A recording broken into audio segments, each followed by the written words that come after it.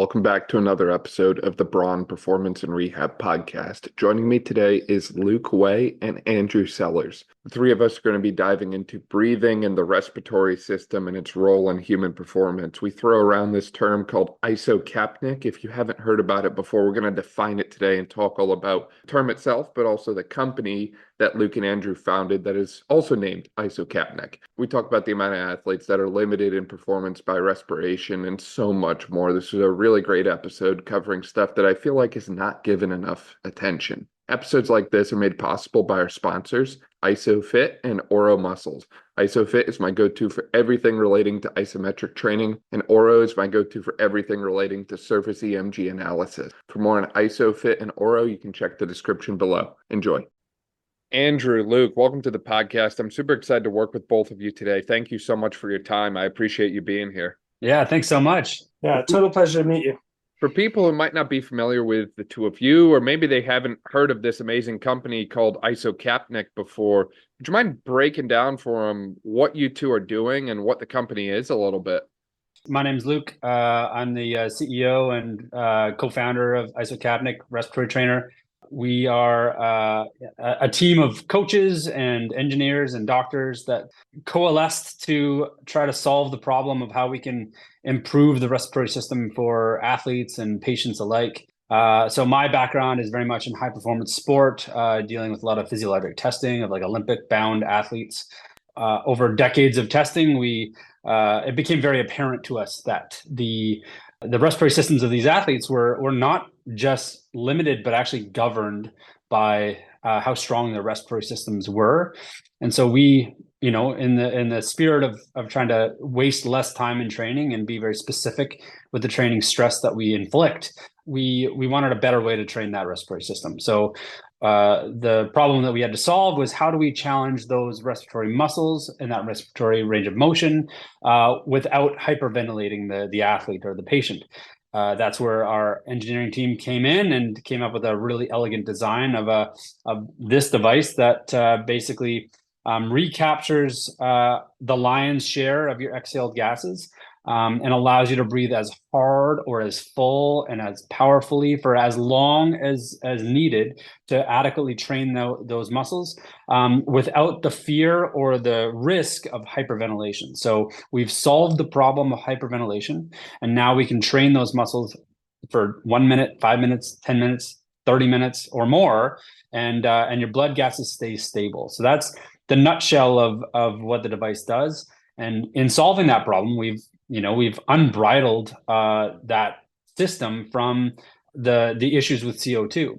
And so it's really up to the practitioner from here to decide how they want to train it. You can now train those respiratory muscles the same way that you would a quad or a bicep or a tricep. We have, it's up to the creativity of the modality or the therapy that's required for that specific patient. I think Luke did a really good job of sort of summarizing that. Isocapnic, of course, means stable CO2, which is why it's incorporated into our business name. And the whole goal of that device is to be able to maintain stable carbon dioxide, which is the primary driver for breathing. So most people think that they're taking breaths when they're exercising to get oxygen, which is a fundamental fuel for performance. But the driver of how fast you breathe and how deep you breathe is actually the amount of carbon dioxide you have in your system. So as you walk faster or move from a walk to a jog to a run, you're creating more CO2 in the working muscles. And that's what drives you to take deeper, faster breaths. So by stabilizing the CO2 in the body, we can breathe as deep and fast as we want without blowing off that CO2. If you don't use a device like ours, and you take 3 or 4 deep breaths, you change your CO2 so dramatically at rest that you start to feel dizzy and unwell. And so that's the hyperventilation syndrome of feeling unwell by taking deep breaths if you're not exercising. So we can use our device sitting on a couch and breathing, as Luke said, for 30 minutes at all out respiration and not be feeling uncomfortable with the changes of gas levels because we stabilize that through the engineering process of our device. It's so funny how few people have some level of knowledge or depth of understanding about the respiratory system, because this is essential for every single person. It doesn't matter if you're an athlete at the high school, collegiate, high performance level, or if you're just a rec league pickleball player. You kind of need to breathe in order to do what you want to do. It's kind of hard to get by without that. So we would think that this would be a primary focus in our training programs and we would have a great understanding of it. But, Luke, I'm sure that you ran into a number of people at NSCA Baltimore there recently who failed your little quiz on the whole concept of CO2 being the primary driver of, the need to breathe. So it's so interesting how important this is, but how little people seem to understand this concept of breathing. And, on the athletic performance side of things, I would be willing to bet that a majority of athletes probably run into limitations because of their respiratory system, because of their ability to clear carbon dioxide gas from their body. And they're not even aware of it, or we as coaches and clinicians aren't aware of it, and we're not training it. Yeah, you're totally right. Most people aren't aware of it. And some of that is unfortunately supported historically by some bad science, where there was the presumption that respiratory wasn't the limiting factor because they can measure other limiting factors easier. So blood flow and cardiac dynamics and peripheral muscle oxygenation and oxygen consumption in the periphery, they were easier to do by taking muscle biopsies and seeing how much oxygen can be consumed at the periphery. And that became this long debate about VO2 max, whether there was a central limitation in the cardiac system or a peripheral limitation in the muscles. And the respiratory system was basically ignored by the fact that people didn't desaturate their oxygen levels. So they assumed that there was always enough oxygen to get to the muscles. So it clearly can't be a limiting factor. And more recent studies have actually shown the underlying physiology. And part of that was we didn't have devices that allowed appropriate testing of how people were breathing at high intensity, because lab carts were expensive and not portable. So you couldn't actually do that much testing on athletes to look at how they breathe. And even still, a lot of the VO2 max studies that have been done don't actually look at how people breathe at their maximum intensity. They just go to maximum and then they say, okay, well, they don't actually look at what the limitation was at that point. They just look at the cardiac system or the peripheral system.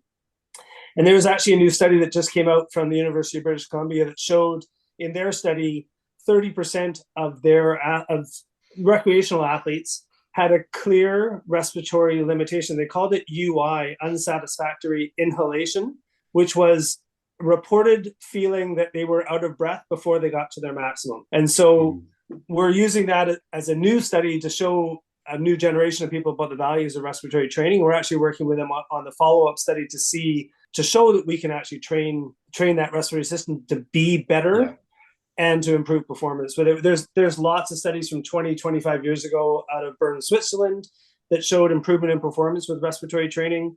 The challenge in North America is a lot of the respiratory training devices have turned towards restricted devices or pressure-focused devices, and they don't allow you to train the respiratory muscles in an endurance capacity, which is what you need in order to improve performance. It's no good to be really strong for 1 or 2 breaths. What you need is 20 minutes or 30 minutes of the ability to repeat the maximal breathing effort at high intensity. So it's a shift in the research that's being done and needs to be done to be able to show the general public about the changes that we know have been around for years, decades. One of the questions I had in my little game at the conference was, when you run up a set of stairs and you're exerting yourself, why do you have to breathe harder?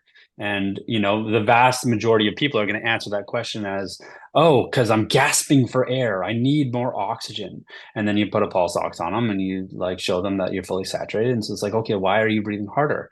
And, you can easily put a capnometer on them and see that their CO2 is climbing alarmingly fast. And so you got to step back to look at, okay, what are we doing? We're producing ATP energy that our body functions on. The byproduct of producing that energy is heat, water, and CO2. That CO2 gets dumped into the bloodstream, does some fun stuff there, but then it ultimately needs to get exhausted out of that respiratory system. And so for a lot of these athletes that we've tested over the years, when I say that they're governed, they're governed by their ability to get rid of that CO2. For an NHL hockey player, for example, they'll have a 45-second long shift, and they'll be governed by their ability to breathe 180 liters of air per minute. If they can't breathe any more volume than that, then they can't push any harder than that, or they lose accuracy or effectiveness on the ice. And so if they're really well trained and really well adapted to their limitation, then that's where they push to, and that's their governor. But we can now train athletes to breathe 200, 250, up to like over 300 liters per minute. So that system is just no longer governed by that 180 anymore. And now they are free to unleash their potential on, through their muscular system in their legs or their arms or whatever their modality might be. That's such an interesting concept on the breathing volume per minute that you bring up, Luke, because, I think a lot of people have been watching sports for, a number of years now, and they're like, well, performance has peaked. We've seen the peak of physical performance. Look at what that guy did. No one's ever going to be better. When in reality, we've only scratched the surface. If we've seen performance at 180 liters per minute, but we can get people up almost double that number, imagine what we're going to see once everyone is doing this sort of training. And, Andrew, you brought up an interesting point as well. I think a lot of the devices on the market that I've seen in the past have definitely kind of mimicked breathing through a straw, for lack of a better way to put it. And it's more about resistance to the muscle, almost like training inspiratory muscles, like we would train like a 1 rep max or 3 rep max, as opposed to the long duration element, or as opposed to increasing the overall lung volume side of things, I believe. Correct me if that's wrong. Yeah, no, you're totally right. That's exactly what those devices are meant to do, is increase the strength or the power. And what it ignores is the fact that in most sports they're not 1 rep maximums. With the exception of some weightlifting sports or a couple track and field events, they are not single reps. They are multiple reps over long durations of time, and that you need muscular endurance to do that. And the other part of that is that respiratory power, which is a combination of volume and coordination of speed, is way better trained by developing coordination, which you can't, again, do with a single breath. You need to coordinate multiple reactions and the complex dynamics of proper breathing to be able to incorporate diaphragm and intercostal muscles and accessory muscles to take full breath, and then be able to do it while you're performing another sport, whether it's running or cycling or swimming.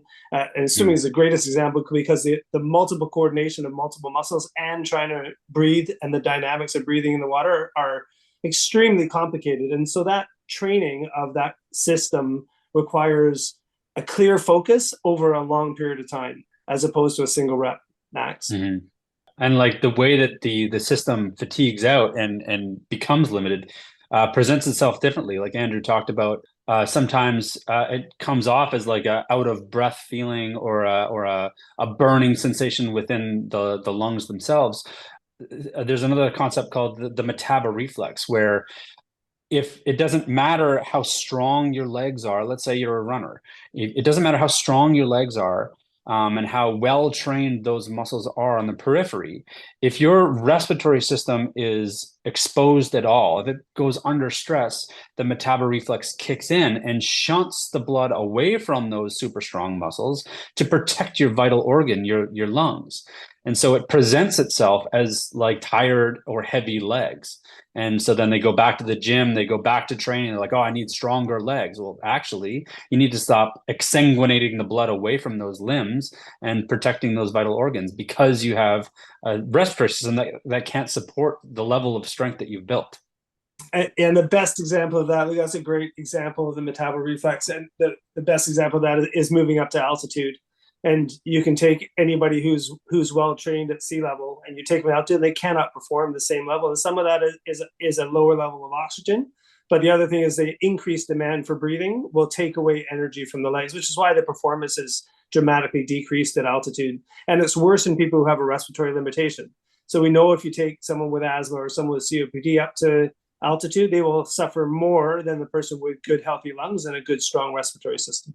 Bring up those concepts like asthma or COPD there, Andrew. And a lot of people hear that and they think, well, I work with athletes, so I don't have to worry about that. And then you look at the rate of asthma in today's day and age, and it's like, actually, I have a lot of athletes who have that, and they're able to compete and able to perform at a high level. So if this is something that we're seeing with athletes, but we're refusing to acknowledge it as an issue, or refusing to even address it in our training or therapy or whatever, discipline you work in, then ultimately we're doing the athlete a huge disservice at the end of the day, first and foremost. Second off, I think the other piece that comes into respiration is understanding that this is a complex system. I think a lot of people think respiration and they think, oh, you got your diaphragm. It's like, well, actually, there's a lot of other muscles that help assist in respiration, i.e. your intercostals, your abdominals as well. And there's a lot of other pieces. I know when you first started talking about isocapnic here, you brought up about respiratory mobility. I think a lot of people forget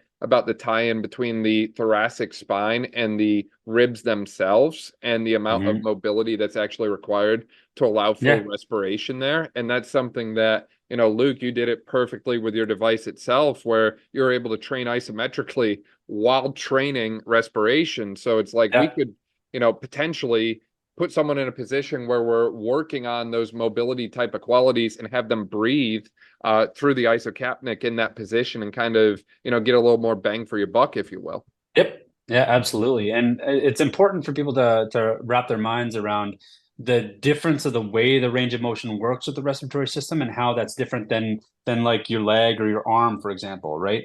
And when you stretch your arm out at full range of motion, it can relax there. You can totally leave it in that range and it feels relaxed. And same thing if you were to shorten that bicep and curl your arm right up so your hand is touching your shoulder, you can relax it in that position. Your lungs don't function that way. The respiratory muscles, they only rest in the middle. It takes energy for you to inhale, like you're pulling a sponge apart, and then it bounces back to neutral. And it takes energy for you to squeeze and totally empty your lungs, and then again it bounces back to middle. And so one of my favorite adages in exercise physiology is the body will always end up doing whatever's easiest. And so if you never train yourself to expand that sponge and squeeze that sponge effectively, then it's going to atrophy and stiffen. It's not going to give you that range of motion if you're not using it. And that's what makes this system so vastly trainable for most people, especially as you get older, because that system tends to stiffen as you get older. And so it makes it like there's a lot of meat on the table in terms of how much fitter you could become. No, I totally agree. The range of motion issues, especially of the intercostal, the facet joints, and how the thorax moves, and how the costal vertebral junctions pivot on each other, and it really is a pivoting motion of the ribs on the thoracic spine that allow for deep inhalation, and the ribs need to move like a bucket handle away from the center line to be able to draw air in, and that range of motion is rarely looked at except by practitioners either in physiotherapy or chiropractics who actually deal with that all the time. But as soon as you start looking at the respiratory system, you have to look at those intercostal muscles and the intercostal joints. Yeah, huge range of motion possibilities and huge increases in range of motion that can be gained from thoracic mobility work. I was just going to tell a quick story about an athlete that we've been training for going on a decade and a half, Corey Wallace, who's gonna soon to be a 5-time world champion, if not a 6-time world champion. I've lost count, but he's 6'6". Andrew's indicating 6. So, anyways, he's a mountain biker. He first started testing with us, like I said, over a decade ago, and he was functioning on the bike with 2.5 to 3 liter lungs, and he's a reasonably big guy. And so we identified early on that he had this respiratory limitation. We started doing some drills. We started doing some respiratory training interventions. And over the span of his training, he went from, being able to mobilize, 2.5, 3 liters lung capacity upwards of 6.5 liters. Now he's scratching on 7 liters of lung capacity while he's on the bike, which is it's an incredible increase. And I would hazard to say that he's a mature athlete. He's 40 now. And so there's a huge amount of improvement that he's seen from his 20s, his late 20s up into his 40s now, which is incredible. So people a lot of times will pigeonhole themselves into oh, I'm old, I'm stiff, I'm gonna give myself the excuse. And that actually just gives us some more potential to work with. Yeah, I mean, you're able to double his volume in, a matter of, a short period of time per se, but this was when, the effects of quote unquote aging have already started to take their impact on human physiology. So it's kind of begging that question of like, okay, well, what if we started this when someone was younger, right? Like, hey, we've got our 20-year-old athlete. Let's start it then and see what we can get them up to. And then, can we continue to make gains long term? And I think that's another essential piece in the human performance space is we start to see athletes performing at later and later ages. Like I think Tom Brady is a great example of the level of, skill he was able to play at into his 40s. Love or hate the guy, the dude did something that I have not seen done, frequently in the NFL playing into his 40s. And that's going to continue to become the standard as we push our understanding of human performance further. But if we don't look at some of these key systems like the respiratory system, they actually govern a lot of what we do physically, then we're really just scratching the surface on what's possible. And it's interesting because I know everyone loves to train. You mentioned quads earlier. Everyone loves to train the quads. Everyone loves to train, full body compounds and that sort of thing. But, from a physical therapy side of things, it's always interesting to me when I get someone who comes in from pain from training or pain related to sport or that sort of thing.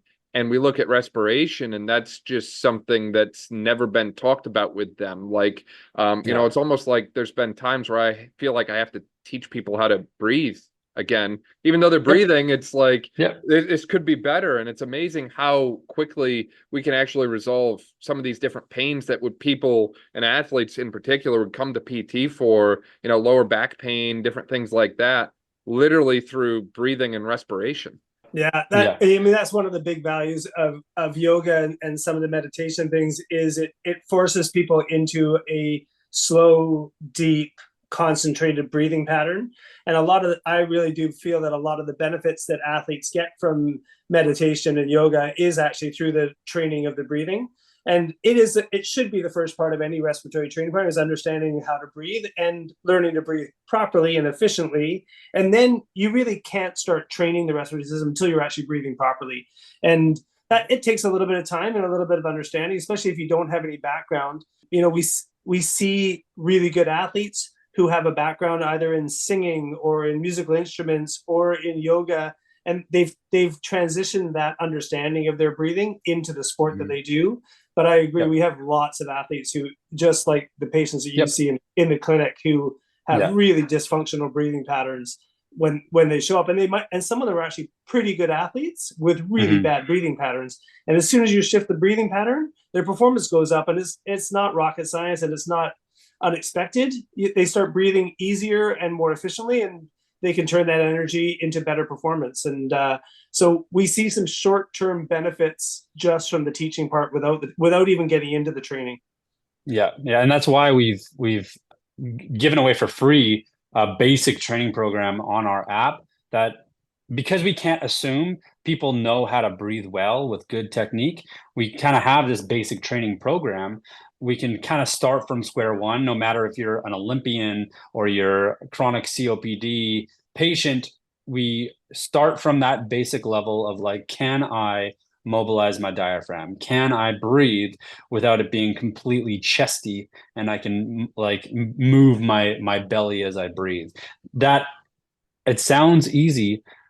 From my experience, most of the athletes that we've had come through the lab, they need to be taught this. You say, take a deep breath, and the first thing they do is they bring their shoulders to their ears, right? And so their diaphragm actually comes in, and it's like, okay, that is perfectly backwards. You should be relaxing the shoulders down and trying to expand that belly button outwards as you're breathing in. You're displacing your guts and flattening your diaphragm down into your torso and breathing in nice and deep into the bottom alveoli that's oxygen rich, or capillary dense and blood dense. And so it's so much better gas exchange down there than breathing this chesty upper respiratory tract. Yeah, and that also has an impact on intra-abdominal pressure as well, I believe. Being able to, quote unquote, breathe properly as opposed to kind of shrugging everything up, if you will. And I think that brings up an important concept, because I know someone listening, I don't care if you're a strength coach or a physio or what hat you wear, at the end of the day, you're going to hear all these things. You're going to say, okay, this is great, but how do I get my athletes to buy into this? Because if I'm working with 18, 19, 20-year-old guys, give me the male lacrosse team as an example here. They're going to see this or hear this, and they're going to be like, bro, really? But I think that if you can show people that you can increase performance in a short amount of time, that's an immediate buy-in. But on top of that, I know a lot of people love core training. And I think that there's a lot of people who are significantly smarter than me who believe that the core is kind of the essential piece to human performance. If you can't stabilize the lumbar spine, if you can't disassociate rotational movement from above versus below, then you're really leaving a lot of performance gains on the table. And if our ability to breathe plays such an integral role in how our core works, how our core functions, and our overall abdominal pressure, then we really need to be paying more attention to it. And again, that's something that becomes very easy to get buy-in from athletes. I feel it's amazing how even just teaching an athlete how to breathe properly, for a heavy lifting type of attempt can literally add, 10, 20 pounds to that attempt, or lower their RPE at the attempt and have them look at me and say, dude, I don't know what you just did, but that felt way easier than the last set. So I'll add one more piece of that for the core stabilizer people that want to, and you're totally right.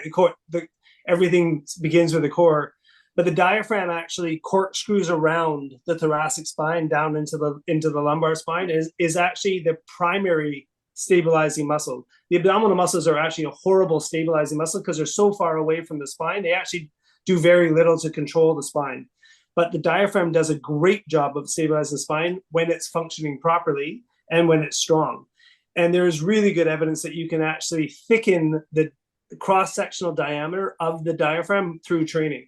So this is actually one of the benefits of doing it with resistance is you actually can show muscle hypertrophy if you breathe against resistance. You don't need resistance to be able to develop that hypertrophy. You can do it over time as well. And that's what our device allows you to do. But the muscle thickness actually increases the core stability and reduces the fatigability. So you imagine if you have your core stabilizer, it gets weak because you've overused it. Now you've lost core stability.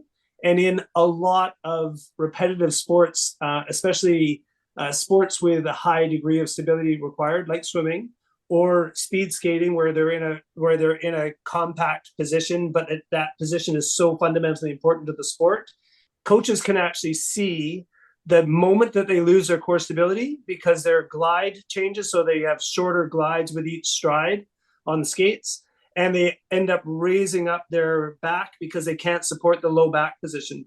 And that is the fascinating thing, is that when you actually put them on a respiratory device where you can actually see the respiratory motions, either with what we used to use as a bioharness, which was sending Bluetooth signals of how their breathing patterns, but now I see Luke's wearing our VO2 Master shirt. You can use a device like VO2 Master and actually watch them breathing in real time. And you can see the moment they lose their breathing control, their performance starts to drop and their technique falls apart. And good coaches, good technique coaches can see the moments those things happen. And it's not shocking to find out that their respiratory system has been weakened by the previous performance, and it leads to the bad performance and the bad technique. So for the lacrosse players, I'd say if you want to have good technique at the end of the game, you need a strong respiratory system. If you want to be able to absorb the contact that you're going to support and be able to give out contact in a secure manner, you need a stronger core, and the respiratory system is a big part of that core. That would be my big pitch. The big pitch to the lacrosse players would be exactly like you said, core stability and strength at the end of a game, so their technique is so good. Yeah, and a big piece that I've seen with athletes in getting buy-in into this is just using it for warm-up. Warm-up is like one of the greatest places to like start with our device, because everybody can get behind the idea of a active range of motion, a dynamic range of motion warm-up routine. And so as you're driving to the field of play, as you're getting ready to go, you do a 5-minute long warm-up protocol that, again, we have for free on the app, that it just runs you through and opens up that system. And it becomes really apparent. Like, I have yet to see any athlete do the warm-up routine and be like, whoa, like every single time they're always like, okay, yeah, like I can feel the extra volume, and it's very testable for anybody that has simple spirometry in their lab or in their gym. You do a spirometry test before and after just a 5-minute long warm up, and on average, you're going to see like 250 milliliters of gain in volume just by that, assuming that your athlete isn't so poorly trained with their respiratory system that warm up was enough to tire them out, which is possible. Yeah, no, that's such a great point. And, you bring up the app a few times. You brought up the warm-up protocol that you just mentioned that way. How else should people be applying the Isocapnic device, or where does this fit into things from a programming standpoint for the performance coach or for the clinician that way? Yeah. So when we set out on this project, it wasn't enough for us to just develop the device itself. The device is a very effective hammer. It's a tool, but if you don't know what to do with it, then it's a useless tool that sits in a drawer. And so that needed to be solved next. And so we needed to deliver an app that made it so non-experts could make the best use of our tool. So the app has, like I said, basic training, warm-up protocols, cool-down protocols, recovery protocols, and then beyond that, we have programs that are pre-built that help athletes gain volume, gain endurance, gain power. And then down the line, we also are partnering with guys like you, Dan, that have respiratory training protocols that they are delivering already to their patients or to their athletes. And we want to help that process. And so our app actually allows you to deliver those programs through our app. And so you can do that privately, or you can do that on a global scale if you like. We talked about the endurance element a lot, but it's interesting to bring up metrics like power, because I feel like most coaches, when they hear power, they think, oh my gosh, I need to go do VBT, or I need to make them go do more jumps. It's like there's more than one way to skin a cat at the end of the day. And, just because you think more is always the answer does not mean you're always correct. I think a lot of times athletes become overtrained and overstimulated, especially when you get to that mid-late season. And sometimes we have to look in places we might not have looked before in order to get those continued performance gains, or even just performance maintenance, depending on what the status of the athlete is. I think that sometimes we get addition by subtraction, and adding something simple like breathing and breath work, as opposed to, hey, you need 10 more sets on the barbell this week, and we can still see performance gain. I'll take that swap any day. Some of our best interventions have actually been in athletes who have either suffered an injury or had some sort of setback that has made them refocus and take some time off of. We deal with a lot of triathletes who run into, they fall off their bike and they hurt themselves. So now they're unable to bike for a few weeks. So it allows them to focus on the respiratory system, because they're bored and they have nothing else to do. So we can actually do a focused respiratory training block, and they come back better than they were before. So the injury actually allowed their body to heal, and their other systems to take a little bit of a break, and actually has to focus on one of the systems that they hadn't had enough time to train before. I think one of your questions was about how often and how regularly. And really the answer is just like any other modality, as often as you want and as often as you're seeing benefit. So Luke mentioned the warm-up. You can use it literally for a warm-up before every training session. You can use it to train if you're going to train power, just like if you're training power on the track or power in the gym. You're going to want some recovery days in between those power sessions. Otherwise, you will have a decrease in performance over time because you haven't recovered from those workouts. The endurance things are a little bit easier to slot in more regularly. A lot of our programs are sort of based on 3 or 4 days a week of training, with the exception of the warm up and cool down stuff, which you can do every day, because it actually will help you get ready for your training or help you get ready for your event. And the cool downs actually improve recovery.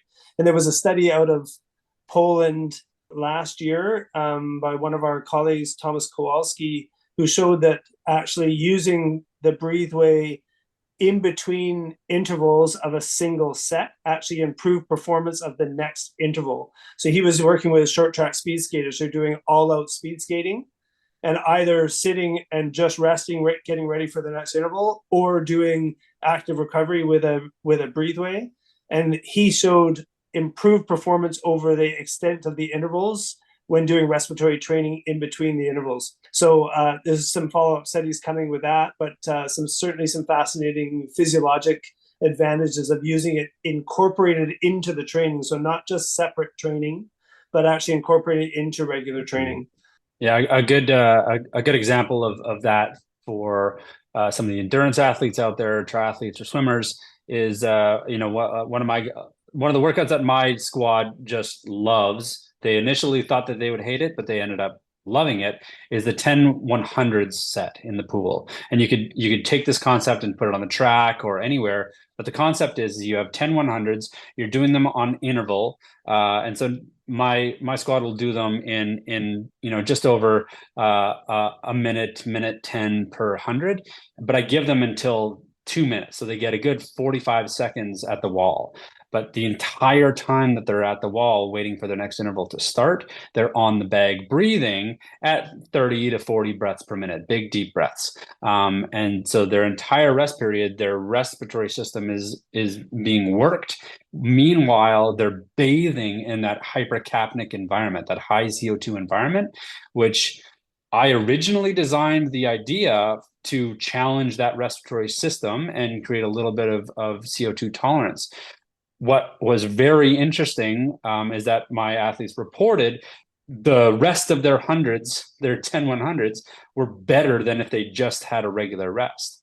And so then when this research came out from Kowalski, it was like he's reporting the same thing. And I'm just like, wow, like this protocol that I designed to challenge these athletes in this new way is getting more out of my athletes, and it's actually getting a better result. So it's sort of a double whammy, and this can be done, like I said, on the track or on the field, line touches, you name it. I feel like the three of us could probably chat about respiration in human performance world for hours. Is there anything that we missed, or anything that you kind of want to wrap up with or conclude this episode with thus far? Dan, we like I said, we could talk about this for hours. So how about we take some questions and some notes from your crew, and we meet again, and we dive deeper into those ideas. Definitely. And for people who want to reach out to the two of you or find you online, I mean, Andrew looks more like the MySpace generation, if I had to guess, but where can they find you guys at? I'm trying not to be offended by that, but you're totally right. Hey man, we're getting them out there. Luke usually collects the questions and sends them to me, and then when they're more specifically focused on either medical or physiology stuff, that's kind of my background and my wheelhouse. So I'm really actually happy to answer questions. I love communicating with people who have insightful questions and are wondering what they can do. So yeah, reach out to us through isocapnic.com, on Facebook and Instagram. I'm still learning how best to communicate in those ways, but I'm slowly catching up. My 18-year-old daughter's helping me navigate, so I have a little bit of help around the house. Yeah, our primary social media is Instagram. We're probably most reactive at Isocapnic on Instagram. That stuff all gets shared onto Facebook, or you can reach out to us on the website isocapnic.com. Awesome. We'll link to all that in the description below. That way, if you didn't quite catch it, you can just click there. Luke, Andrew, always a pleasure. Really appreciate your time. Thanks, Dan. Absolute pleasure. Nice to meet you, Dan.